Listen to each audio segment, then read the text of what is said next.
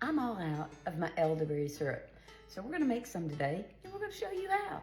So first thing that we're gonna need is either some fresh or dried elderberry. And so we have that. We're gonna need a little bit of water as well. Put our water and our elderberries. We grow these here on our farm, but you can get dried elderberries right off the internet. So we're going to let these simmer, and once we bring those up to a simmer, we'll be adding our spices in. Elderberry, this is actually American elderberry. It grows on most roadsides.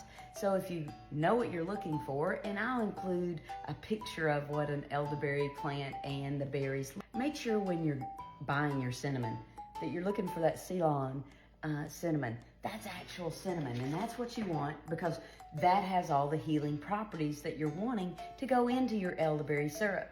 So we're going to do this on a medium to low setting. So it's low and slow. As we're cooking, we want to press down on those berries because we want them to release all their goody goodness.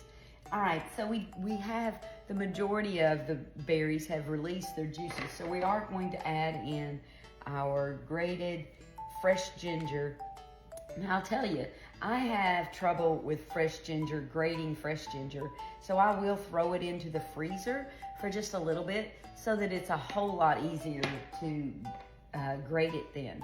And then we do have our Ceylon, cinnamon, and our cloves going in. Not all honey is honey. So you want, especially when you're making something that is for cold and flu, you definitely don't want to be using inferior honey.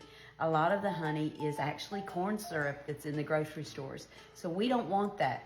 So when you're shopping for honey, try to find a local bee farm near you. Now that our mixture has cooled, we're going to ladle that in to our jar for storage. And we're going to use a fine mesh strainer. All right, now we've strained all our berries. We're going to add in our honey. And now that we've got all our honey in, we'll remove our canning funnel. We'll put the lid on, and we're going to give that a good shake to make sure that our honey is incorporated all the way through. You can add a little bit of spiced rum to this to help with the preservation or preserving it.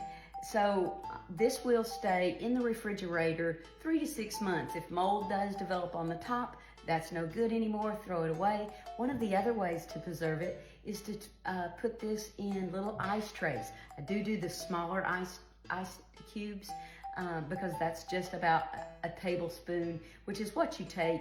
And if you want to do a preventative, it's 1 tablespoon a day. If you're sick, it's a tablespoon every 2 to 4 hours.